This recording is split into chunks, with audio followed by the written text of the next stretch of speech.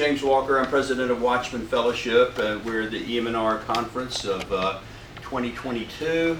And our ministry, Watchman Fellowship, focuses on interfaith evangelism and traditional apologetics as well.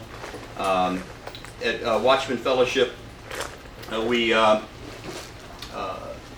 try to give people the tools and resources they need to understand their neighbors and friends, family members of other religions and other faiths, encourage and equip them to start conversations. We have a lot of tools to help in that area. I'm going to tell you more about those tools later. One of the tools that we have is our bi-monthly profiles. Every other month for over 25 years, we produce a 4-page fact sheet on everything from cults, occult groups, world religions, controversial doctrines, practices, spiritual leaders, even sometimes popular films or best-selling books if they deal with this area. And it's kind of like a presidential briefing. The President of the United States doesn't have time to go do a research project on things, so he'll have a team that does the research and then just condenses it down into a handout. And so that's what we try to do with the profiles. And again, we've been doing that for over 25 years, so we have a collection of them of over. Not the right one. We have. Which one is it? I don't know. This is Sorry. No, that's okay. Which one are you looking for? I don't know what I'm looking for. I'm trying to go to the one with the Brazilian lady. That's been moved to the sanctuary. Okay. No, it's tomorrow. Oh, they changed it to tomorrow. Oh, tomorrow. Yeah. She can't make it tonight. And Okay. which one is this? This is the best one. Worldviews. James Walker, and I'm talking about worldviews and how to understand and reach people of other faiths. So anyway, so with our profiles, we've gotten over 600 pages over the years of everything from astrology to Zen Buddhism, everything in between. And you know, I mean, I like that tool, the resource. But what I want to do today is simplify that, because I'd love all of you to read all 600 pages and memorize it. But the reality is, I don't even remember all the titles we've done, and I'm the president of the organization. So what I'm going to do today is I'm going to talk about the 4 views, and the secret sauce here is you don't really have to know everything about the religion to get a gospel conversation going. But what helps extremely is if you can at least tell which of the 4 views you're dealing with, 4 worldviews. If you can identify the 4 major worldviews and the person you're talking to, which one they're in, big head start. You know the kind of questions to ask, some talking points. You know what not to talk about because it's not going to connect with them.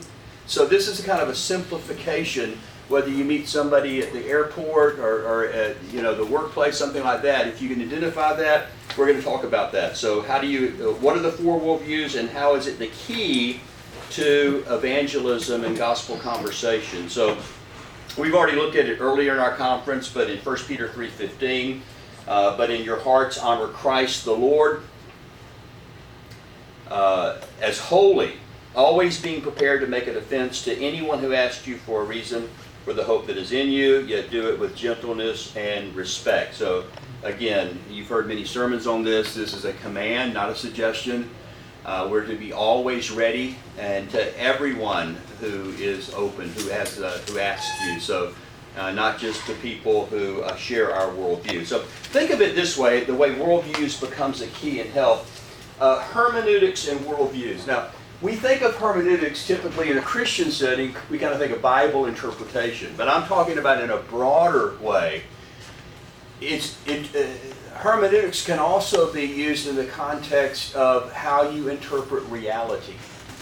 And so the worldview is how we interpret reality. And an illustration for this might be a jigsaw puzzle. How many of you ever put together one of those 1,000-piece jigsaw?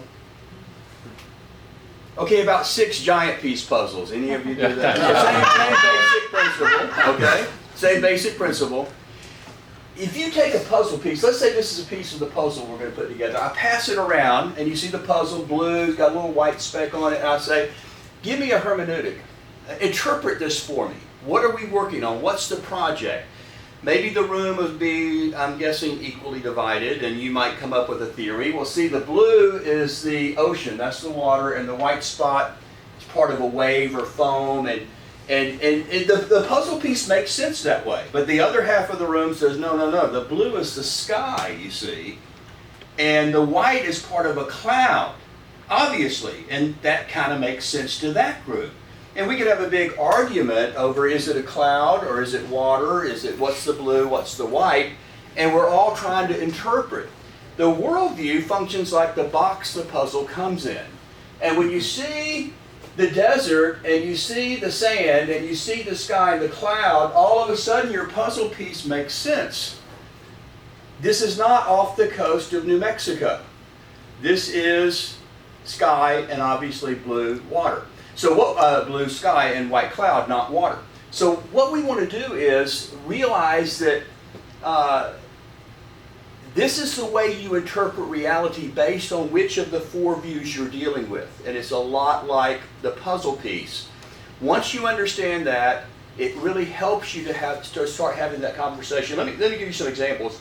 The first worldview, if you're taking notes on your outline, and you do get extra credit if you get all the blanks filled in. So the first one is monotheism, and that's the easy one. Monotheism is based on two Greek words, mono and theos. Of course, theos means God, and we all know mono means one. So monotheism teaches that there's one true God.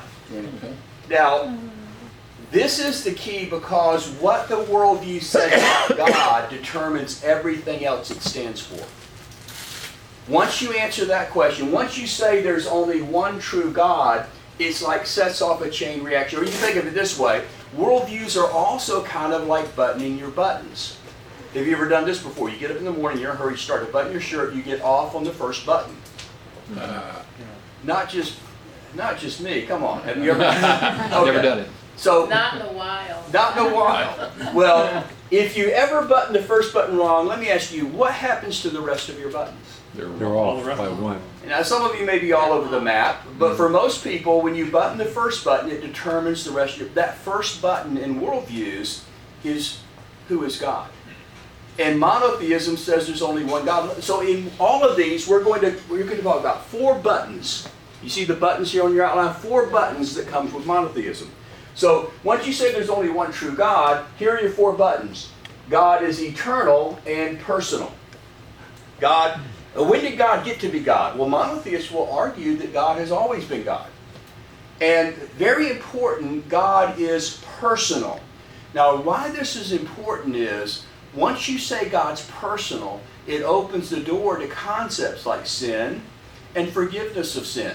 It talks about relationship. If God is not personal, you cannot have a relationship. You cannot offend this being because this being is not personal in nature. So God being personal is extremely important, and it's going to affect the other buttons. Matter is created by God. Where did matter come from? God spoke the universe into existence out of nothing, which is what most monotheistic religions, or all of them, are going to say. Humanity is therefore less than God. You say, well, everybody believes that. No, they don't. We're going to see how this is different than other worldviews in just a moment. And salvation for most monotheists, salvation is something that God determines, or God achieves, or God affects. So God is the author of the salvation, or the provider of the salvation. So that's the basics of monotheism. So 3 worldviews, of course, that would fall in this category. Christianity is a monotheistic religion. Judaism is a monotheistic religion.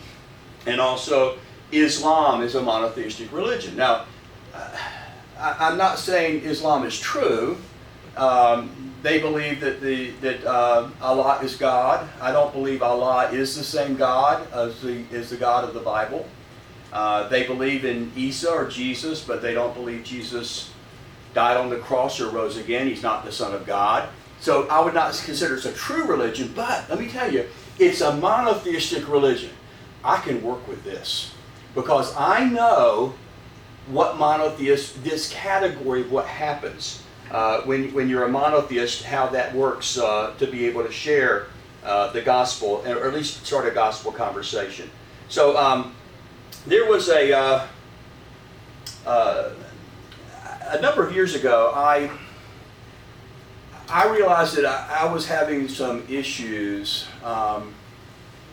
with being involved in apologetics and teaching on apologetics, teaching on Arlington Baptist University, teaching at New Orleans Seminary on this topic, speaking in churches all over the country. But I would sometimes realize I would go weeks or even months and not really have a gospel conversation. To be honest with you, I was just too busy telling other people how to have gospel conversations. And so what I realized is it wasn't really a problem of not having gospel conversations. My problem was I wasn't having any conversations with people who weren't Christian. Because at my job at Watchman Fellowship, best I can tell, all my staff are Christian. Mm-hmm. So I get off work and go home, guess what? My family, Christian. Finally the weekend comes, I'm in a church talking to Christians. Week after week, and turns into months. And what I realized, I've got to get intentional to figure out a way to get out of this, to get out where real people are, or non-Christian people, I should say. So, a couple of things I did, and I think it's different for every person. Do you get involved with the PTA? Do you coach at a softball league, or something that gets you out? For me, one of the things I did is I decided I'm going to try not to do any of my reading. I have to do a lot of reading, not to do it at the office or at home. I'm going to go to a coffee shop and sit out there and just, have a Bible out there, read my Bible there. And you'd be surprised, just seeing a Bible and you're at Starbucks or something, people will come up and start a conversation with you.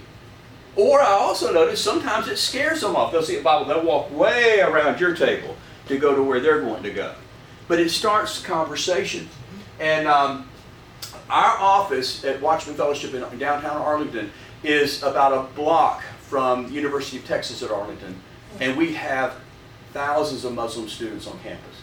I was at the Starbucks nearby. It's a long story how I even got the conversation going. It was a God kind of thing of right place, right time. But I got to meet this guy, Muslim, and he's from Pakistan. His name's Muslim, and he is a Muslim. And we've had some great conversations. And I've written a book on the topic of the Qur'an and what it says about Jesus and so, but this kind of conversation, I didn't have to really do any research. I just needed to know the 4 buttons. So I want to talk about sin and forgiveness of sin. So I asked him, let me ask you, my friend, do you believe that there's going to be a day of judgment? Now, I already knew the answer to that. He's a monotheist. He's going to believe in sin and forgiveness of sin. He's going to believe in a day of judgment. But it's always better to ask somebody what they believe than to tell them what they believe. He says, oh, yes, well, tell me what that's like. What's going to happen on the day of judgment? And he says, we will all stand before Allah. And he will, there's a great, he called it, scale of justice. On the day of judgment, there will be a scale. And Allah is going to put all your good deeds on one side of the scale, and He's going to put all your bad deeds on the other side of the scale. Back and forth it goes. And so I said, well, what happens if the bad deeds outweigh the good deeds? He said, you go to hell. And he had some very graphic ideas of what that's like and how bad that is. And so a good question to ask is, and this is a routine question when I'm talking to Muslims, have you ever come to the place where you know for certain on the day of judgment your good deeds will outweigh your bad deeds? And he said no, actually. He did not. I never met a Muslim who said yes to that question. He did not know. But here's what he said. He said, will of Allah. In other words, it's going to come down to what Allah decides. It's really out of His hand. Remember, God is the one who controls salvation. So it's the will of Allah. And then he said this, but perhaps, my friend, Allah takes His thumb and He puts it on the good side of the scale and pushes down. And now, I've heard this more and more lately, and I don't know where this even comes from. It's not in the Qur'an, and I'm not read it in the in the Hadith either. So I'm wondering, where did they get this from? But I didn't challenge him on it. But it's just like God cheats the system or something maybe for you. But I asked him, is that in the Qur'an? He goes, no, but perhaps he does, you know. And so, so I just asked him, well, what do you have to do in order for your good deeds to outweigh? He went through the 5 pillars, you know, and he talked about the Hajj, going on the pilgrimage, and he talked about the offering. He just kind of went down those things. And I said, well, let me ask you, tell me what was Mecca like? I just can't imagine, as a Muslim like you, to go to Mecca for the Hajj. And he goes, oh, I've never been to Mecca. And he's already told me this is a requirement, but yeah, exactly. And so I said, oh, okay, well, to pray 5 times a day. You know, I believe in prayer. I'm a Christian, but I don't know that some days I don't pray 5 times, or maybe even 3 times during the day. What's it like to pray 5 times? He goes, well, I don't always pray 5 times a day. I go, oh, okay. And he says, well, tell me when you give your offerings. He says, stop right there. Let me just say right now, I'm not a very good Muslim. I said, you know, I know how that feels, because many days I feel like I'm not a very good Christian. And that's to me why I needed help. Because even on my best day, I felt I did not measure up to what God would require of me. And I read in the Bible that Jesus is my counselor. He comes along and helps me. He will be there for me on the day of judgment. And he took the punishment for me that I deserve. So I now do have a confidence, not because of how good I am, but I know someone who's so good. And that's why, as Christians, we call him our Savior. We had probably 5 or 6, 2-hour-plus discussions in that Starbucks, never planned, never scripted out. And it all started with just asking a question, and you don't have to be an expert on Islam to know how to get that conversation going. Now, I wish I could tell you, and for the end of the story, he came to Christ one day, but what actually happened is, after having for about 9 or 10 months, probably every 3 or 4 weeks, we would see each other and get together and have these long talks. He just never showed up again. And I don't know what happened, if he moved back home, if he graduated. He never said bye. I don't know whatever happened to that. But I do know that I had the opportunity. I prayed and asked God to give me opportunities. And just being in a public place, just doing my reading there, and then knowing the 4 worldviews. But you understand, I could never have that kind of discussion with an atheist. What was going to happen to you on the day of judgment? You have completely struck out with an atheist if you try to start the conversation about the day of judgment. It will work with a monotheist. Whether it's someone who was raised in a Christian culture, who's held on to some of those ideas even though they're not a believer, it will work. You can have that kind of conversation with a more conservative Jew. Now, obviously some Jews are atheist agnostic, but if you're dealing with a conservative or even an Orthodox Jew, you can have that same kind of conversation about the Judgment Day. And so, one of the things I did in my book, What the Qur'an Really Teaches About Jesus, is I went back and interviewed some Muslims who have recently come to Christ about what they learned about Jesus, of what the Qur'an said versus what the Gospel says. And one of those, Zamara Campbell, had just recently become a Christian. She was an international Muslim who had come to Texas to go to the university, and University of North Texas in Denton, and some Christian friends befriended her on campus and started a Bible study with her. And I asked her what was the key to being able the Lord to open the door for her to see the gospel, and here's what she said for the interview. Based on your experience of your journey from Islam to Jesus, what advice would you give to a Christian who knows a Muslim, has a Muslim friend? What could they do to help their friend to make a similar journey? I think create a relationship. Establish a relationship with them first. Because I'll tell you this, as much as you know about Islam, they may not know. And as much as relationship, will carry you a long way than just jumping into, Muhammad did this, or Muhammad, created all, killed so many people. He did, like, he had 9 wives, or he had, like, or he married some people say 9-year-old girl, some people say 13-year-old girl, whatever. Look at it from stick to the Bible and stick to love. And let them know that how much you care about them, and how much you want them to see, how much you want them to be seen in heaven.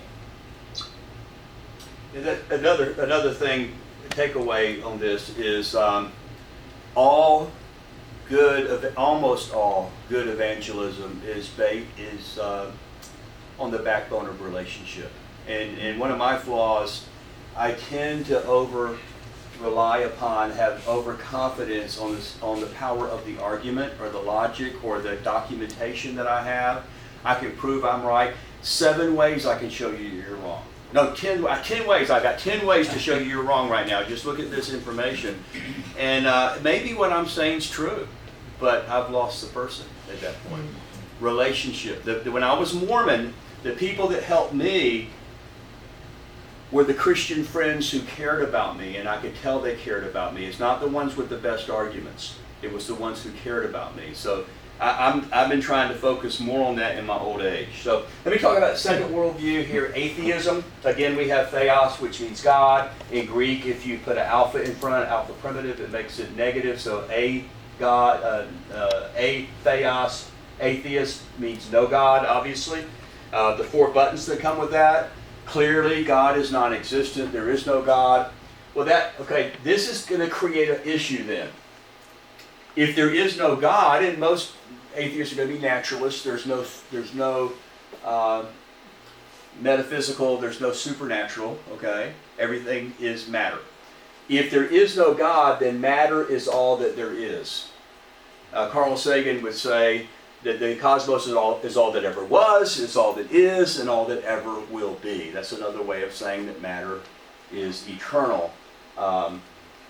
Humanity is, again, the implication of saying that matter is all there is, you just ask the question, what's the highest form of matter that we know of?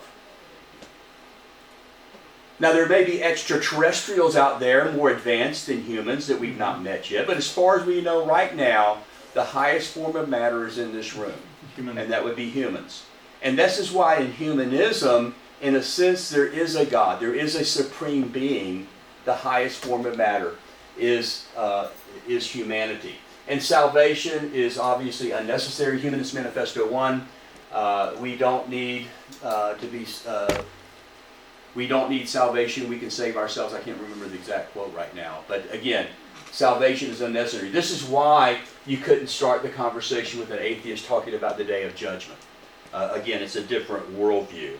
So 3 religions that fall in this category, although they would cringe at being called religions, there are a lot of common ground with atheist philosophy and religious organizations. They all have a creation story. They all have an ethical value system that they want to tie into. So there's some parallels here. Secular humanism, philosophical Marxism, it comes out of an atheist worldview. And interestingly, most forms of Satanism fall in this category, actually. Now, this is counterintuitive, but we've done profiles on Anton LaVey's Church of Satan, his right-hand man who broke away, Michael Aquino, who formed the Temple of Set. We have a profile on him. I wrote the profile on Aleister Crowley, the 666. When you start digging into their actual writings, you would think, oh, they worship Satan as God. They don't really believe in Satan. Most of it is a philosophical atheism and thelemic magic, the idea that it's all about getting your will to be done through ceremonial magic or what have you. So anyway, Satanism actually falls in this category as well. And again, atheism as a whole was really, in a sense, kind of dying out in the 20th century until, fairly recently you have the kind of the new atheist movement, people like Richard Dawkins, Daniel Dennett, the late Christopher Hitchens, a couple of others, your Four Horsemen, yes. In my area, I'm not that far from Washington, D.C., there was the first international gathering in the human history of atheists. It was like a convention that they had there. And they had their top speakers come to that event at the National Mall right in front of the Capitol. Well, actually, it would be the backside of the Capitol. Mhm. Yeah. Yeah, well, there has been a revival in a sense, and there's been a lot of copycat wannabes, almost a cottage industry of YouTube channels and blogs and podcasts of atheists who want to be the next Richard Dawkins and things. And so we've done a lot of interaction with the local version of that in the Dallas-Fort Worth area. And really, there's not really new ideas. You probably are familiar already, you read the books, but what's new about New Atheism is where the conversation was almost dead in the public square, where conversations about atheism, okay, maybe the philosophy department, the university might be talking about it, but nobody else. But now, these are New York Times best-selling authors, very popular, strident. They have YouTube channels and memes and things like that. So it's now, when you go to the coffee shop, you hear the 20-year-old talking about it. You say, well, he's obviously read Sam Harris. You can tell by what he's saying. And so it's become, in the high school campuses, this is something going on now. So it's become a more popular movement, even though the ideas themselves are not new. And also, you need to know that technically, many atheists, if not most, are actually agnostic. Even Richard Dawkins has shifted on this. Philosophically, you can't really prove a negative. You can't prove there's no God unless so what he will say is, his new motto, there probably is no God. Now, my favorite question is that when that comes up, with me, there probably is no God. Could you quantify that? What are the probabilities? And so one of my friends, Bill Cluck, said, I am 95% sure there's no God. And I said, listen, if I had 5% chance of winning the lottery, I would play every week if I had a 5% chance of winning that lottery. So just having them quantify can sometimes, and I'm going to talk about some ways of doing that. So just keep that in mind. Now, a good start question for me, well, let me just back it up a little bit. I was at another coffee shop closer to my house, and another Starbucks actually, and I happened to have the brand new model of the new iPad that just came out, the iPad Air 2, I think it was. I can't remember for sure. But I had that, and I was reading, and this guy noticed. He said, "Is that the new one?" I said, "Yeah, I got one of the first ones." He said, "Man, that's the one I was thinking about getting that." Can I look at it? He said, "Well, wow, this is pretty cool." And we talked about that for a while. He goes, and then he said, "What are you reading?" I said, "The Bible." And it was like I had slapped him in the face. Oh. And it caught me off guard because it was going so well, and so I made it worse. I said, he said, "Have you ever read the Bible?" Which I shouldn't have said. He was already offended. Now he was super offended. Well, of course not. I'm an atheist. And I said, well, I don't ever feel like I get to talk to that many atheists. Can I just ask you something? And this is a good, to me, lead-off question for the atheist. I said, could I ask you, would you consider yourself to be an open-minded atheist or a closed-minded atheist? Now, he's already a little defensive. So he said, well, what do you mean by that, open-minded or closed-minded? I said, well, open or closed-minded. I said, well, let me give you an illustration that might tell us about that. So I just took a Starbucks napkin, and on the top of the napkin I wrote, all the knowledge in the universe. Trying to quantify something here. Mm-hmm. So if on this Starbucks napkin is all the knowledge in the universe, open or closed-minded, would you just draw a circle around how much knowledge you think you possess? Now he stopped right there and he goes, now wait a minute, what are you trying to say? I said, I'm just asking you to how much knowledge do you have? And he said, he smelled this as a trick question. I said, well, let me do it then. So I took the pen, I said, if this is all the knowledge in the universe, I only have a tiny speck, just one little tiny dot of all the knowledge. Oh, I see what you're trying to say. Okay, give me the pen. And he draws a circle around my dot. Of course. Now, everything you know and more. Exactly. Well, Actually, this was not bad. I like this answer, Yeah. okay? Okay. Because here's the key. He didn't circle the whole napkin. I have never had an atheist, when I've had this conversation, ever circle the whole napkin. Now, I say that to you, and here's what's going to happen. You're going to try it, and they're going to circle the whole napkin. And you're going to be on my cell phone, James, I just circled the whole napkin. Now what? If I ever had someone circle the whole napkin, I would just say, oh, well, there is a God who knows everything right here in Starbucks. So you're claiming omniscience if you do that. And I've never had that happen before. They circle part of the napkin. So I said, okay, I see that. You know more than me. But let me just ask you, though, the question, open-minded or closed-minded. Is it theoretically possible that a God does exist in the universe, but he exists outside your circle? Is that possible? Well, I don't believe in God. Well, I know you don't, but I said theoretically. Is it theoretically possible? You don't know the whole napkin, right? Is somewhere on this napkin, could there be a God you don't know about? And he kind of went back. He didn't want to concede even that. But again, Dawkins has already conceded it. He's admitted he doesn't know the whole napkin. That's why probably there is no God. So, is there a possible God? Well, he finally said, okay, theoretically, there's a God. There could be a God I don't know about, theoretically. I said, congratulations, you're now an agnostic, not an atheist. Now, if you do that, don't draw the smiley face. That's when I had to do this, they did it, I left it on there. But anyway, so bottom line is, he said, well, what do you mean by that? I said, well, you said there's possibly a God. If there's possibly a God on the napkin somewhere, then technically you're an agnostic. Oh, he went back and forth on that, and he said, could I be an agnostic with atheist leanings? I said, I like that. An agnostic with atheist leanings. That makes a lot of sense to me. I said, but if you're an agnostic, you need to determine what kind of agnostic you want to be. Do you want to be an open-minded agnostic or a closed-minded agnostic? Now, let me tell you what happened on that particular conversation. It was over right then. When I said that, I've got to go. And he turned around, and I kind of used up all my points with him, and I never saw him again. So usually, though, the conversation will go one step further. So let me tell you how I take that conversation if I get that chance. What do you mean? Are you an open-minded or closed-minded? Well, agnostic, again, gnosis is knowledge. A in Greek, if you put alpha in front of it, means no knowledge. You don't know for sure. And so are you an open or closed-minded agnostic then? So I just ask the question, usually what I do, would you consider yourself to be an open or a closed-minded agnostic? Now, typically they'll say, what do you mean open or closed-minded? And you don't need a napkin for this. This is much simpler.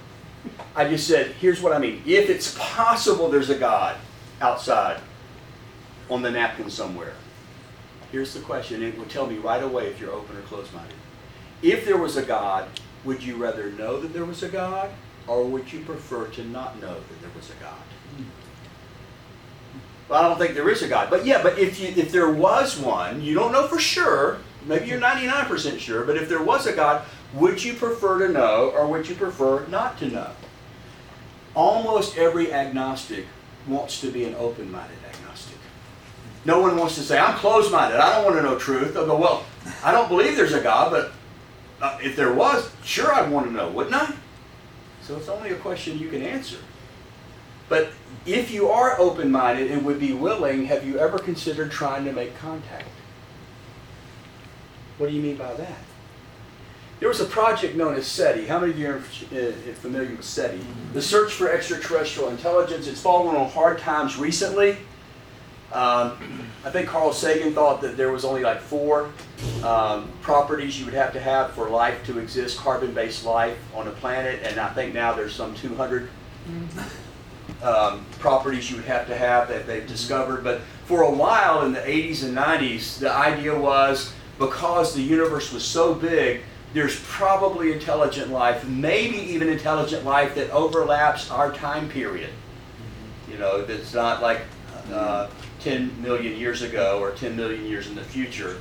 So at great expense, it wasn't until the mid-90s funded by the U.S. government.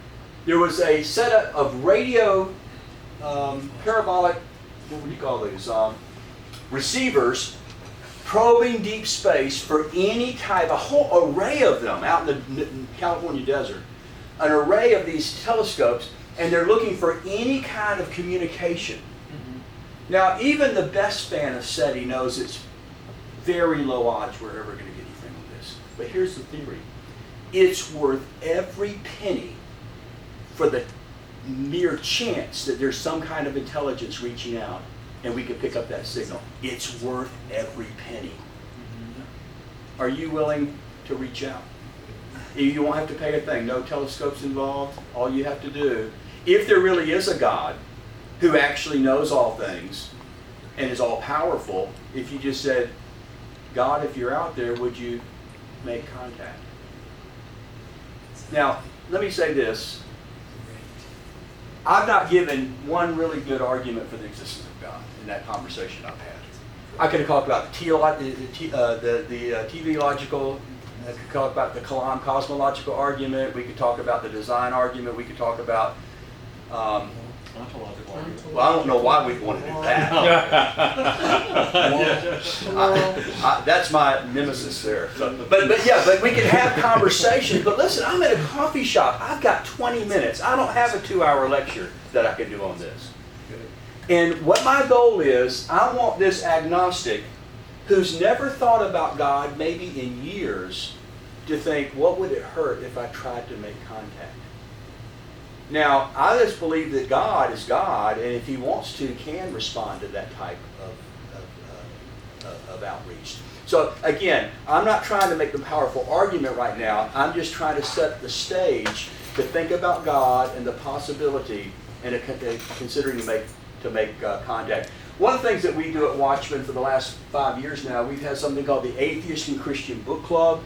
It's a monthly gathering of believers and skeptics respectfully discussing important books from both perspectives. We alternate books. We do a Christian book one month, an atheist book the next month. We'll have, we were before COVID doing it at our office at Watchman in Arlington. We would have a meal for 1 hour first, and then we would, for 2 hours, have the book club. And we almost always had the author present with us. And we've had some of the top authors on both sides. We've had, let's see, Gary Habermas has been with us. We've had Frank Turek has been one of our authors that we brought in. We've had Bart Ehrman has been one of our authors that we brought in to talk to us, and he did his book, Misquoting Jesus. We've had probably the top atheist philosopher alive today, out of Australia, Graham Oppie. Timothy McGrew has been on the Christian side.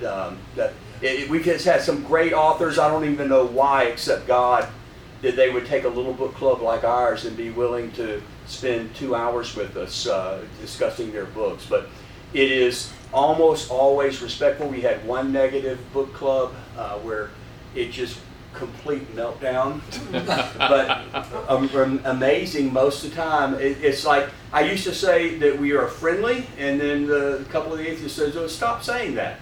We are friends. We're not just being friendly, we're friends now. And so again, develop the relationship.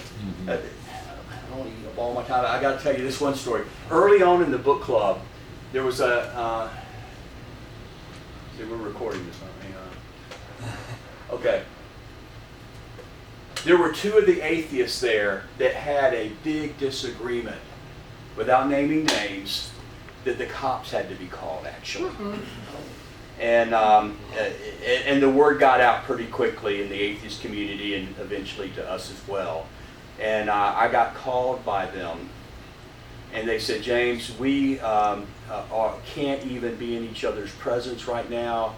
We're tied together for this project that we're doing, and it's gotten real bad. And James, would you be willing to moderate and sit down with us and help us work this out?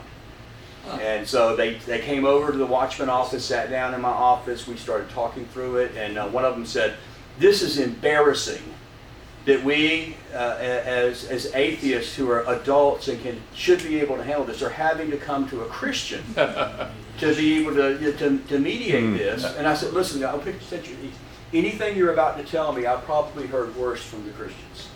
So don't think this is I say my motto is never underestimate total depravity. You'll never be disappointed. So, but anyway, we have gotten relationships way beyond just the book club. I was a guest Sunday for 2 hours with 2 atheists, me and another Christian, where we did trading places. Where I would say, what's the best argument for atheism? And I said the problem of evil. And what's the best argument? They had to come up with the best argument for Christianity. So, I mean, this is some kind of things that we're doing now. And so, because we're on Zoom now since the pandemic, if you guys want to join us, it's the first Thursday of every month. And you can just go to watchman.org/Zoom and be right in the meeting at 7 p.m. Central Time.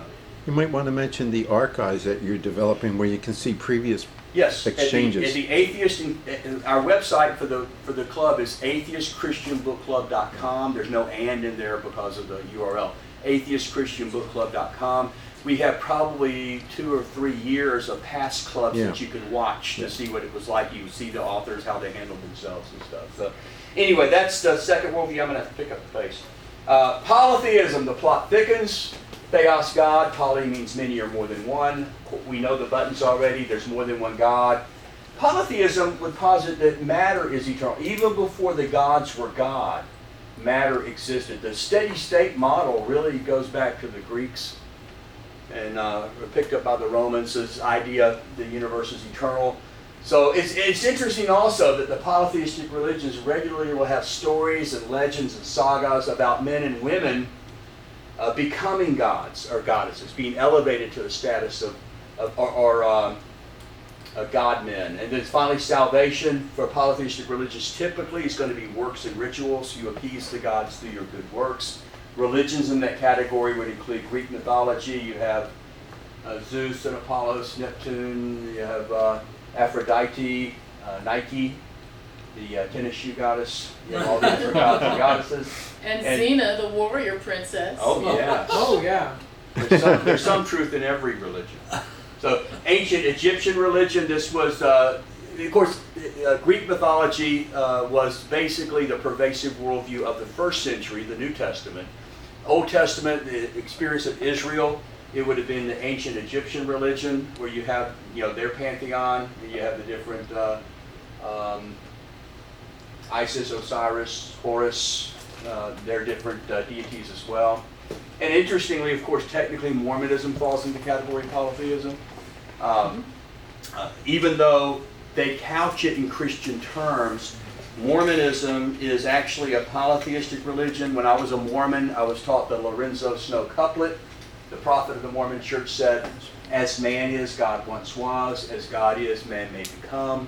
God was once man. And we can become gods and goddesses if we're worthy and go through this temple ritual, etc. to qualify for that." Again, I had a friend in 7th grade when I was a Mormon. The first Christian to ever share the gospel with me effectively was actually in 7th grade. His name was Tom. And he was my best friend. And Tom asked me one day what church I went to. And I said, "Well, Tom, I'm a member of the Church of Jesus Christ of Latter-day Saints." He thought that was cool. Until about 2 weeks later, he said, "James, you're a Mormon." I said, "Well, that's like another name for our church." And I'll never forget, Tom said, "You believe in a different God than we do." So no, Tom, we believe in God and Jesus and the Bible just like you do. We just have some additional scriptures like the Book of Mormon, the Doctrine and Covenants, but we believe in God just like you do. And he said, "No, James, I looked you up in the encyclopedia." I said, "Now, the encyclopedia, what did it say?" And he said, "Well, it says your church teaches that God was once a man and you can become a god." I said, "Oh, okay, don't worry about that. What that means is you can become a god, but only if you're worthy and obedient. We believe that the same as your church." See, I thought everybody thought that. Oh. And Tom says, "No, we don't believe. We believe there's only one God." I said, "Well, so do we. One God for our world, but there's other worlds, the big universe, other gods." He goes, "No. We believe there's only one true God, and every other God's a false God." Now, Tom is in 7th grade, but he's doing worldviews with me. he's comparing monotheism with polytheism. Seventh grader. And I said, where'd you get the idea there's only one God? Who told you that? And he says it's in the Bible. And he quotes to me Isaiah 43. He actually got the family Bible. It was his grandmother's Bible. His grandmother's Bible. Brings it out and shows me, before me there was no God formed, neither shall there be after me. Now, I didn't become a Christian that day or that week. I didn't become a Christian really until I was 21 years old. I still remember that day. Oh, yeah. And here's Tom showing me there's only one God, many gods, and the differences. And looking back now, I go, he's doing worldviews on me. Is exactly what he's doing. And now he never knew the rest of the story until many years later. 1 year for my birthday present, my wife hunted down Tom and got him on the phone for me. Remember your Mormon friend in 7th grade? James, he's a Christian now, and he has a ministry reaching Mormons and Jehovah's Witnesses and Muslims and other faiths and religions, atheists. And remember that day on your grandmother's front porch? You planted a seed that day. And whatever might ever come good out of James Walker's ministry, you will always play a huge part of that because you were the one who planted that seed. So I want to encourage you to be Tommy. I believe in the tools and resources, like I said, but in my old age, I'm trying to simplify. Simplify. So let me just ask you, what did Tom have to go on to share with this Mormon? What tools did he have? The Bible. King James Bible and The an encyclopedia. encyclopedia, right? Yeah. Let me just ask you straight up. Are you smarter than a 7th grader? Because really it's more about that is what I'm coming to the conclusion. It's really more about that. It's about loving people, building a relationship, having some good questions to ask. I knew Tom was going to be my friend whether I was Mormon or not. If we never agreed on that, he still got my back, and I knew that. And that's what God used, and he did play a role in that. So real quickly, go to the fourth one. This is the hard one, and I'm going to apologize right now. I'm going to have to really skip some things on this. This is the most difficult for us to grasp. The rest of them are easy compared to this one. Theos means God. The prefix pan means all or everything. So pantheism teaches that all is God. All is God. God. Well, let me back up a minute. All is God. In pantheism, everything's God. I am God. You are God. The chair you're sitting on is God. The chalkboard is God. The trash can is God. The plant's God. You say, well, James, it's an artificial plant. Doesn't matter. It's still God. Everything is God. So to button the buttons that come off of that, God is eternal. So they get this right. We would agree. God has always been God. The polytheists don't believe that. The atheists certainly don't. But the pantheists agree. God is eternal. But here's the key. God is impersonal. God is not a he. God is an it. God is, you can think of God as a power or a force or even a principle or a concept, but not he. Now, this is why this is the key to understanding talking with the pantheist. Once you have an impersonal God, you cannot have sin or forgiveness of sin. It's like, God is like the electricity that runs in that wall. I can tap in and use that power, but I can't have a relationship with the electricity. I can't be forgiven or ask a favor or something like that because impersonal versus personal. Now, there's also a second problem that comes up quickly, and different pantheists deal with this problem in different ways. But you have an issue is matter is an illusion. The Sanskrit term is maya. And the idea is, if I'm God and you are God, why is it that I look different than you look? But we're both God, but I don't look like you, and you don't look exactly like the chair you're sitting in, which is also God. Any apparent distinction, any apparent subject-object separation even, is on some fundamental level not representing reality. It's an illusion, Maya. Any kind of difference between the United States and North Korea, any difference between an animal and a human is really not legit. It's true on some level, but not on an ultimate level. If I have time, I'll talk more about that.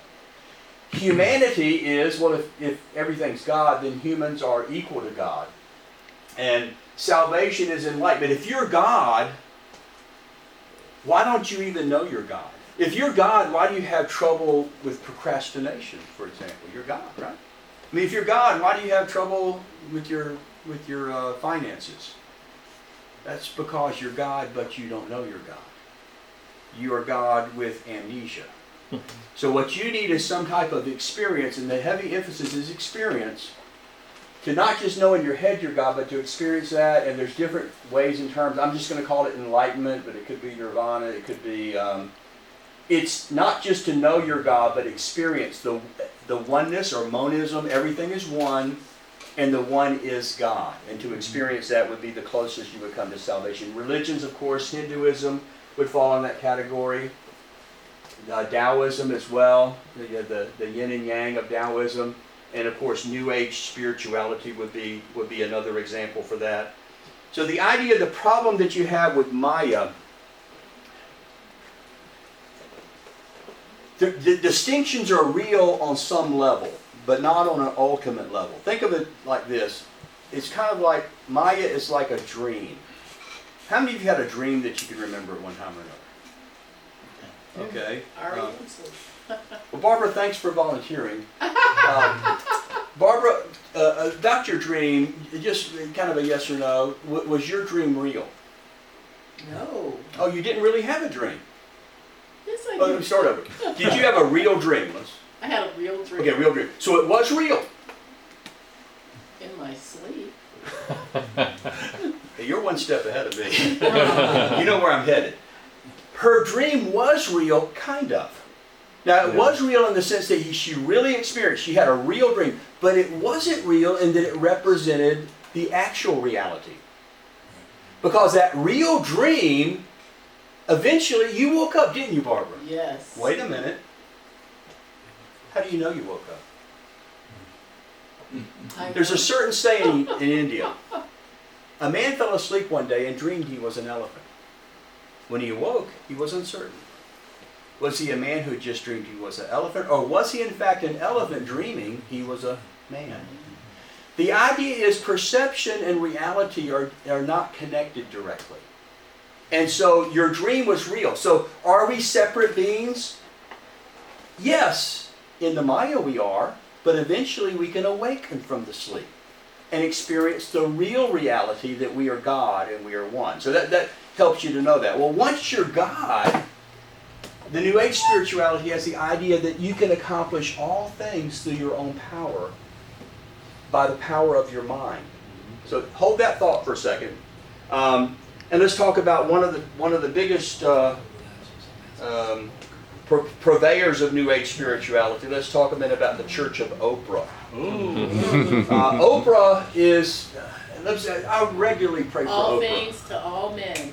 I regularly pray for Oprah because she's one of the people. She's not probably as influential as she was 10 years ago, but still, if she used to be Baptist. She was raised evangelical, and when she's in Chicago, her pastor Jeremiah Wright, I think, messed with her mind a little bit. I don't know exactly what happened on that. We have a profile where we talk a little bit about that transformation, but she did shift from a monotheistic worldview to a pantheistic worldview.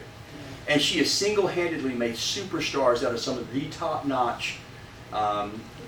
Marianne Williamson, for example, on the Oprah show has been the launching pad. One of the ones I do want to talk about real quickly is this book called The Secret by Rhonda Byrne. Yes. Oprah brought Rhonda Byrne on for unprecedented 2 shows back-to-back in a 2-week period.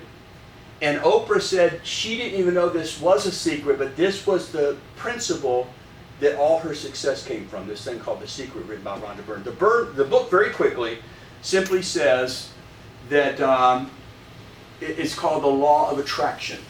Whatever you think becomes reality. When you think a thought, like a radio transmission, it goes out into the universe picks up that signal and it comes back to you.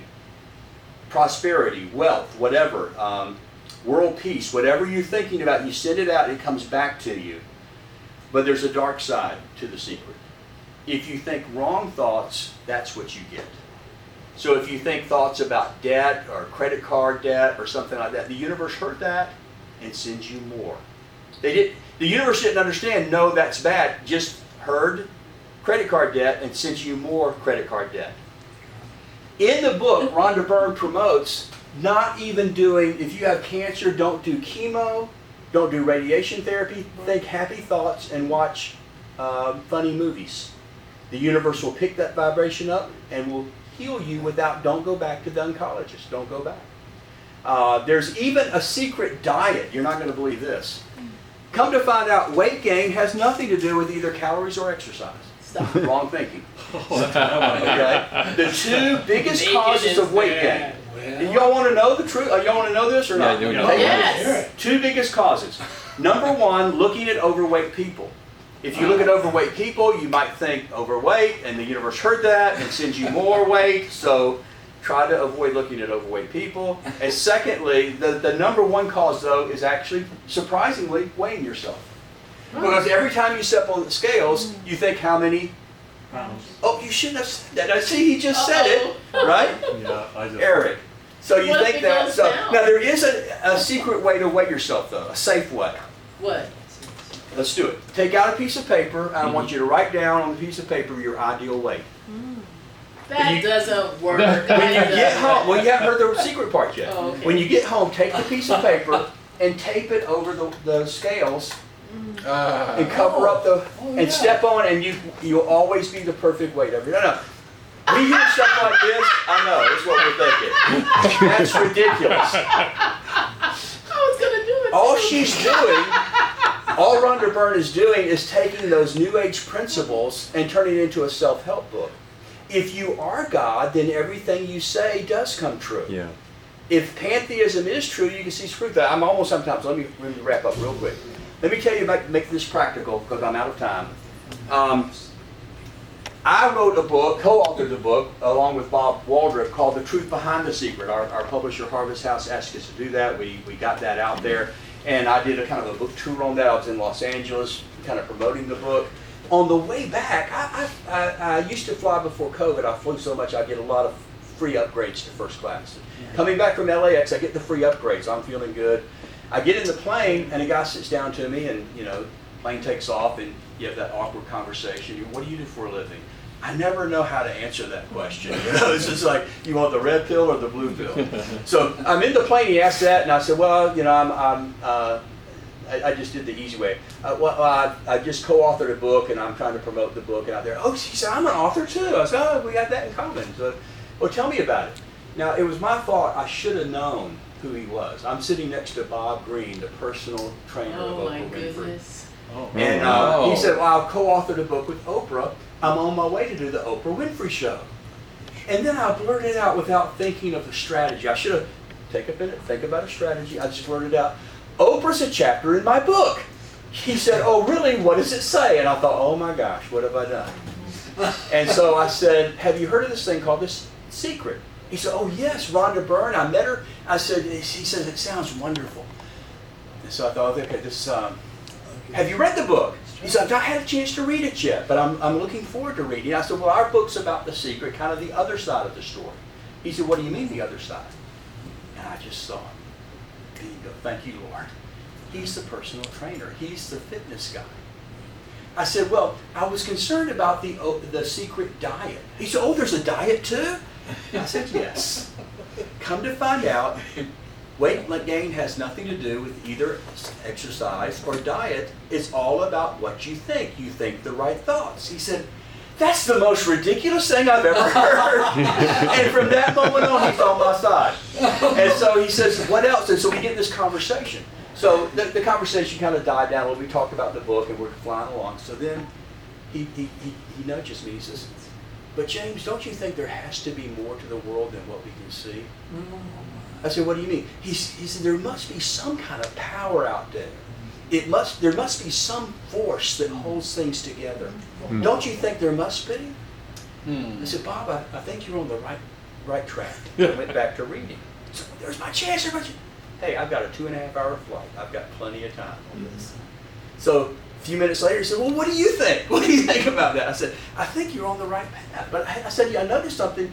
You said it must be very powerful. But I noticed you said it. why did you, now see what I'm thinking is worldviews. He's pantheist. He may not have read The Secret, but that's God as an it. And he said, well, wouldn't it have to be powerful? I said, yes, but when you said it, let me ask you this, which is more advanced, more powerful, a rock or a dog? He said, well, a dog's alive, okay? Which would be more advanced, a dog or a human? I said, a human, a he or a she, right? He goes, yes. Well, then this force, would we expect it to be an it, like a rock? Or would you be expected to be at least something personal, or maybe super personal? He goes, oh God, I never thought about that. Oh God. He said that. And we had this great gospel conversation. Now, I don't know what he believes, but I know enough to know he's probably pantheist from that clue that I got. And so, and I've got to wrap up. Listen, I don't know whatever happened on that. I never know if he gave the book to Oprah. I never heard from Oprah, and I never heard from her attorneys. So I'm guessing she probably didn't get the book. But of all the airplanes and of all the seats, and all the years I prayed for Oprah, to be sitting right next to the personal trainer on his way to do the Oprah Winfrey Show with Oprah, you'll never convince me that that was just a mere chance. And maybe some seed were planted. I don't know what God might do with them. And this side of eternity, we don't know. But I want to encourage you to be part of this, to know the worldviews. Very quickly, I know I'm over on my time. This is Bob Green doing his Oprah Winfrey Show. And I'm not going to show you that video. So resources real quickly. If you want, we do a weekly podcast called Apologetics Profile at watchman.org/podcast. I'm going to hopefully take one or two here while I'm here, but we get some top Christians and we talk about apologetics issues and world religions. I told you about the free profiles. If you want to get a free subscription, just go to watchman.org/subscribe. We also have the complete profile notebook, every one we've ever done in digital format, over 600 pages. And if you're interested in that, it's $45, but it's on sale right now, $25, to go to watchman.org/profile digital notebook, I think it is. I've got a little video I'm not going to show you. So anyway, I know I'm out of time, so I'll be available afterwards to answer any questions you might have. Just catch me in the hall or something like that. Thank you so much, and hope you're able to engage with worldviews. Thank you. Yeah, thank you. All right. Good. So the worse for scales, how come it